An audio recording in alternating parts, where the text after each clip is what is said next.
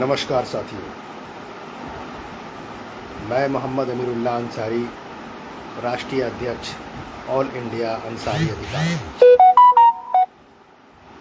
सभी देशवासियों को मेरा सलाम, प्रणाम, नमस्कार। बिहार की 13 करोड़ की जनता को मेरा सलाम, प्रणाम, नमस्कार। आज मैं फेसबुक लाइव के माध्यम से आप लोगों के सामने चंद मिनटों में कुछ अहम बातें रखूँगा जो आप सभी को सोचने और समझने पर मजबूर कर देगी।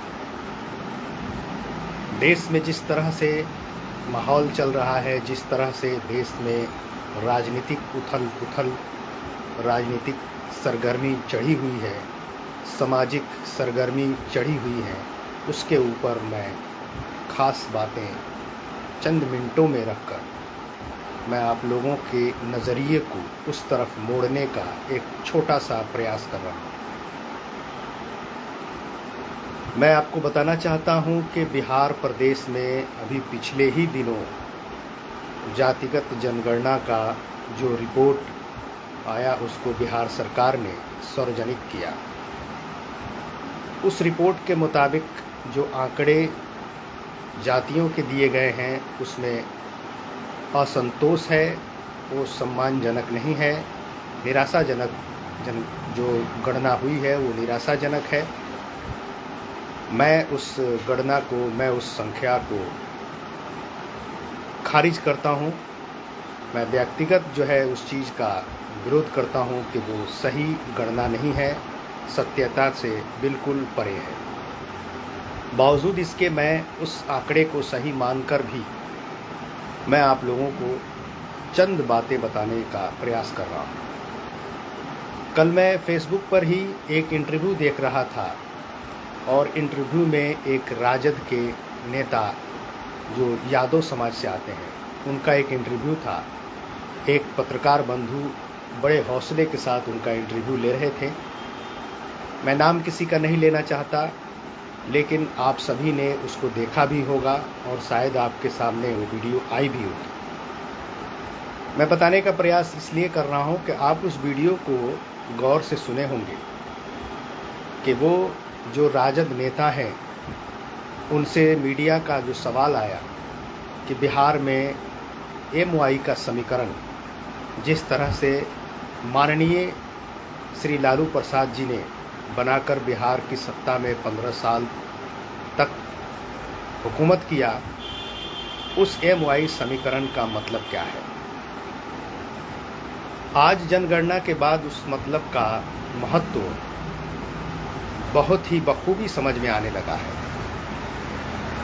मैं बता रहा हूँ कि उस इंटरव्यू में जो राजद नेता है वो यादव समाज से आते हैं और पत्रकार बंधु ने सवाल किया कि बिहार में यादवों की आबादी 14% है, जो एक बड़ी आबादी है, और उसके समकक्ष उससे भी बड़ी आबादी मुस्लिम समाज की है जो तकरीबन 18% है। सवाल था कि क्या राष्ट्रीय जनता दल के लोग किसी मुस्लिम चेहरे को बिहार का मुख्यमंत्री बना सकते हैं, क्योंकि सबको ये मालूम है कि जिसकी संख्या भारी उसकी हिस्सेदारी, जिसकी संख्या जितनी है ज़्यादा है उसको उतना अधिकार मिलना चाहिए और ये संवैधानिक अधिकार है, किसी से ज़बरदस्ती नहीं लिया जाएगा और नहीं लिया जा रहा है। तो उस भाई जो हैं, जो राजद के जो नेता हैं, अपनी मानसिकता को दर्शाते हुए उन्होंने बिल्कुल इस अंदाज में जवाब दिया कि नहीं, तेजस्वी यादव जी मुख्यमंत्री बन सकते हैं, कोई यादव ही मुख्यमंत्री बन सकता है। उनके बातों से लग रहा था, क्योंकि मुसलमानों में कोई ऐसी कैपेबिलिटी नहीं है, कोई एबिलिटी नहीं है, कोई ऐसा लीडर नहीं है जिसको, जो उस लायक नहीं है जिसको मुख्यमंत्री बनाया जा सकता है। बिहार के मैं 18% मुसलमानों से मैं अपील करना चाहता हूं कि आप गौर से इस चीज़ को सोचें और समझें कि क्या आप एक बधुआ मजदूर हैं, क्या आपका अपना कोई वजूद नहीं है, कोई स्टेटस नहीं है। मैं पूछता हूँ माननीय उप मुख्यमंत्री श्री तेजस्वी यादव जी से कि आपके अंदर क्या कैपेबिलिटी है, आपके अंदर क्या कैपेबिलिटी है, क्या आपके अंदर क्या एबिलिटी है, क्या क्षमता है। अगर राष्ट्रीय जनता दल के संयोजक श्री लालू प्रसाद जी को आपसे अलग कर दिया जाए और उस परिवार के जो नेत्री हैं श्रीमती राबड़ी देवी जी, उनको अलग कर दिया जाए तो आपका अपना वजूद क्या बच जाएगा। बल्कि मैं समझ रहा हूं कि विरासत में मिली राजनीति, विरासत में मिली सत्ता पर आप जो है आज उप मुख्यमंत्री बने हुए हैं। अगर आपको खुद मेहनत करना पड़ता तो आज आप भी गली गली चौराहे चौराहे धूल मिट्टी फाँक रहे होते, आपको भी जो है सत्ता नसीब नहीं होती। लेकिन मैं आपके समाज को सैल्यूट करता हूं कि आपका समाज जो है यादव समाज, उसके अंदर एक चीज़ तो बखूबी सामने आ गई है कि यूनिटी, आपकी यूनिटी है और आप उस यूनिटी के बलबूते अपने समाज के लोगों को इकट्ठा किए हैं और आपका समाज आपको साथ देता है। और आपका समाज ये भी चाहता है कि जब भी कोई बड़ा पोस्ट या जब भी कोई बड़ा लीडर बने तो आप ही का समाज का बने, दूसरे समाज के लोग नहीं बने। मैं दूसरे और समाज को नहीं कह सकता हूँ, लेकिन खासकर मुस्लिम समाज की कह रहा हूँ कि मुसलमानों ने जो आपको एक मुश्त वोट देने का शुरू से काम किया है, आज भी लोगों की मानसिकता यही रहती है। मगर क्या ये सिर्फ वोट बैंक है? क्या इनको वोट बैंक बनाकर आप अपनी रोटी सेकना चाहते हैं, सत्ता में रहना चाहते हैं? भागीदारी की बात आती है तो आप चंद नामों को गिना देते हैं और चंद नामों में वो लोग हैं जो आपसे शुरू से जुड़े हुए हैं, आपकी पार्टी को बनाने में उनका बहुत बड़ा योगदान रहा है। लेकिन वही लॉलीपॉप उनको भी आपने क्या दिया है? क्या मुसलमानों में, बिहार के मुसलमानों में ऐसा कोई लीडर नहीं है जिसके अंदर मुख्यमंत्री बनने की क्षमता ना हो? बिहार के मुसलमान लीडर में कोई ऐसा नहीं है जिसके अंदर ये कैपेसिटी नहीं हो, ये एबिलिटी नहीं हो, उस लायक नहीं हो कि आप जो है उसको मुख्यमंत्री बना सकते हैं या उप मुख्यमंत्री बना सकते हैं। ये एक सवाल है और ये सवाल छोटा नहीं है, बहुत बड़ी सवाल है। और बिहार के 18% मुसलमानों को इस बात को समझना चाहिए और समझ के अपने इरादे को मजबूत करना चाहिए कि आप तथाकथित चंद उन मुस्लिम ठेकेदारों से आप क्या उम्मीद रखते हैं जो आपके वोट को एक मुश्त जो है ट्रांसफ़र करा देते हैं और आप भी उसके पीछे लबैक करके दौड़ जाते हैं और आपको मिलता क्या है आप खुद देख सकते हैं। कितने मुसलमानों को जो है राष्ट्रीय जनता दल ने अधिकार दिया, हक दिया है, कितने लोगों को नौकरियां मिली हैं, कितने लोगों को राजनीतिक शऊर मिला है, कितने लोगों को राजनीतिक फ़ायदे मिले हैं, कितने लोगों को प्रदेश की सरकार ने, इस सरकार ने जो राजद की सरकार रही है, कितने मुसलमानों को फ़ायदा पहुंचाई है। मानसिकता उनका, इस यादव जो है राजद के यादव नेता की मानसिकता साफ साफ समझ में आई। मैं आपको उस वीडियो का लिंक भी भेज दूंगा इसके कमेंट्स बॉक्स में, आप देख सकते हैं। मेरे कहने न कहने कि मैं उन पर कोई इल्ज़ाम नहीं लगा रहा हूँ, मैं किसी का कोई विरोध नहीं कर रहा हूँ, मैं सिर्फ बात बता रहा हूँ कि आपकी मानसिकता क्या है और मुसलमानों को किस तरह से ठगा जाता है। क्या सोचकर आप वोट करेंगे राजद को और क्यों करेंगे? सिर्फ इसलिए कि वो भाजपा की बुराई करते हैं और भाजपा को जो है हटाने का, भाजपा को मिटाने का जो है उनके लंबी चौड़ी तकरीरें होती हैं, बयानबाजियां होती हैं। यानी एक भय दिखाकर, एक ऐसा भय जिस भय में आप भी शामिल हैं। अगर आप शामिल नहीं होते तो आप बिहार में देख लीजिए धार्मिक उन्माद किस तरह से फैला। धार्मिक जगहों पे, मुसलमानों के मदरसों पे, मस्जिदों पे हमले किए गए, तोड़फोड़ किया गया, लोगों की जान भी गई। फिर आपने क्या किया? तेजस्वी यादव जी बयान तो खुद देते हैं मगर उस पे सही अमल कहाँ और कैसे करना है ये कहीं नज़र नहीं आता। राजद के जो यादव लोग हैं, यादव नेता लोग हैं, वो सिर्फ यही चाहते हैं कि मुसलमान उनको वोट करे और हम नेता बने, एमपी एमएलए बने और मुसलमान हमारा वोट बैंक बन के हमारे टेबल पे आएगा, दस्तरखान पे उसको बिरयानी खिला देंगे और मुसलमान खुश हो जाएगा। मुसलमानों को भाजपा का डर दिखाकर मुसलमानों की बातें जो है सदन में चिल्ला चिल्ला कर कह देंगे, मुसलमान खुश हो जाएगा। तो ये मुसलमानों को सोचना चाहिए।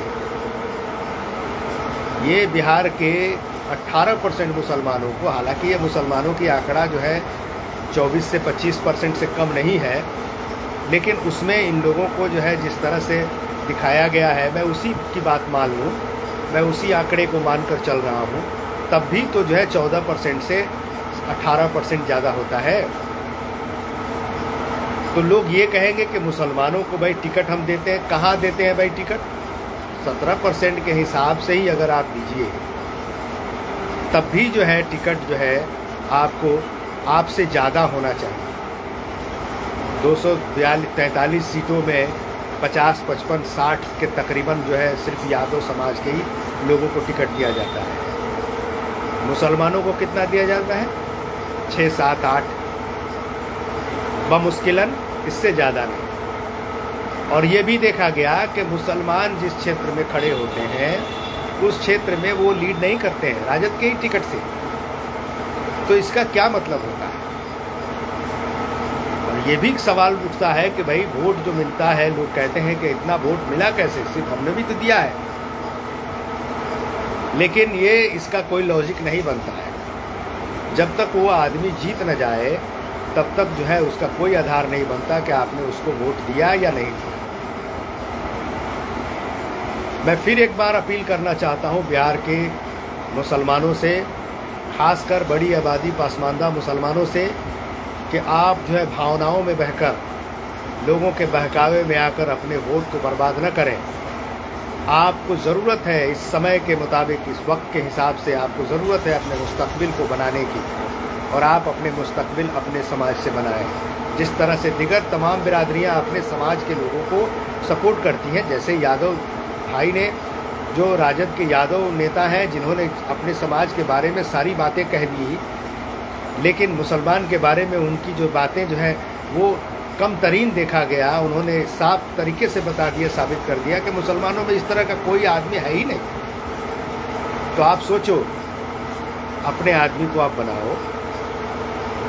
मैं पासमानदा समाज की बात करूं तो पासमानदा समाज मुसलमानों की आबादी से बड़ी आबादी है, सबसे बड़ी आबादी जो है 85% है। ये आंकड़े जो दिए गए हैं ये भी आंकड़े जो फर्जी बनाए गए। फर्जी का मतलब है ये है कि इसमें धोखा किया गया। बहुत सारे ऐसे गांव हैं, बहुत सारे ऐसे जगह है जहां पे कर्मचारी गए ही नहीं और जो अपनी मर्जी से मन मुताबिक जो है रिपोर्ट बनाकर पेश कर दिए। तो उसको देखकर आप ये मत सोचो कि आपकी आबादी कम है। 1931 की जो जनगणना का रिपोर्ट है, उस रिपोर्ट के मुताबिक अगर देखा जाए तो उस वक्त भी जो है अंसारी समाज की बात मैं करूं तो अंसारी समाज की आबादी 3% थी बिहार। तो 1931 50, 60, 70 सालों में ये आबादी बढ़ी नहीं। बिहार की आबादी 3 करोड़ से 13 करोड़ हो गई, लेकिन आपकी आबादी 3% की 3% रही। क्या मतलब बनता है? कहाँ से भाई, किस तरह का लॉजिक है ये? तो इस पे आप गौर करें, ध्यान करें, और अपने समाज को अगर ऊपर लाना है तो अपने समाज की लीडरशिप को आप मजबूत करें। मैं ये नहीं कहता हूँ कि आप मेरे पीछे रहें, मैं ये नहीं कहता हूँ कि आप मुझे वोट करें, मैं ये नहीं कहता हूँ कि आप मेरी बातों को मानें, नहीं। आप अपने जहन को मजबूत करें, सोचें समझें, दिल से ना सोचें, दिमाग लगाएं, पॉलिटिकल सोच, पॉलिटिकल थॉट। आपके अंदर कैपेबिलिटी होनी चाहिए सोचने समझने की, सामाजिक सोच, सामाजिक शऊर होनी चाहिए, राजनीतिक शऊर होनी चाहिए। इस पे आप गौर करें। सिर्फ कमाने खाने, अरे कमाने खाने की तो पूरी ज़िंदगी पड़ी हुई भाई।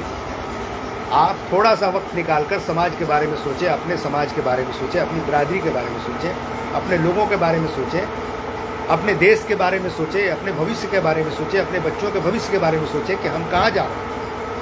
आज जो बीज आप बोएंगे वही आपके बच्चे काटेंगे। तो आप ज़रा देखो कि हिंदुस्तान के अंदर की मैं बात बाद में करूं, बिहार की बात बता रहा हूं। बिहार में सभी पार्टियों के हुकूमतें रही हैं, लेकिन आपको क्या मिला है आप ज़रा ये सोचो। आपको वोट बैंक बना दिया जाता है, आपके बारे में बात भी किया जाता है और आपको पिटवाया भी जाता है। आपको एक तरफ से सर पे बिठाने की बात की जाती है, आपको इज्जत और सम्मान देने की बात करी जाती है, और दूसरे तरफ आपको जो है आपके भाइयों को पीटा जाता है, मारा जाता है, झूठे केस मुकदमों में फंसाया भी जाता है। होता क्या है? वो सिर्फ इसलिए कि आप एक नहीं हो, आप बटे हुए।